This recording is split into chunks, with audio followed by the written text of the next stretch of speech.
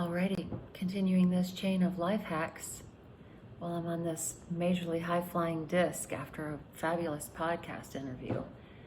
Thank you, Rhonda Ryder and Delicious Alignment. We were talking about life hacks, and I realized I have a lot of life hacks, like verbal life hacks, little things that I think about that kind of help me focus on a silver lining. Like I'll say, blurse. That's a portmanteau.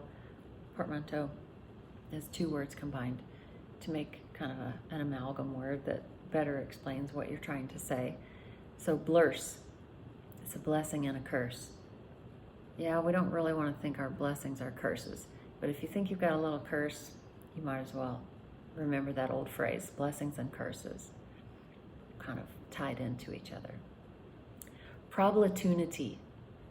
I like that one too. Within every problem, there's a huge opportunity. Just like Abraham Hicks will tell us that if it weren't for the challenge or if it weren't for the contrast, the solution never would have been born. So when we know what we don't want, there's no better, faster, more direct path to knowing what we do want.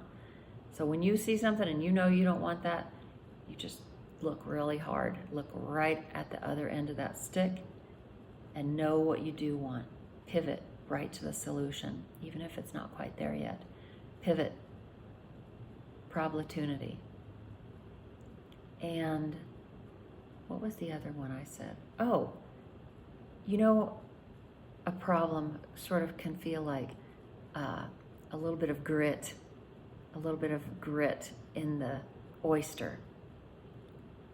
And I love when I've got a little problem, when I've got a little challenge, got a little setback, it seems like a setback. It's just a little grit in the oyster. And without that grit, there will be no pearls. So try to come up with your own little life hacks and words and let me know what they are, because I love words and I love to hear more life hacks.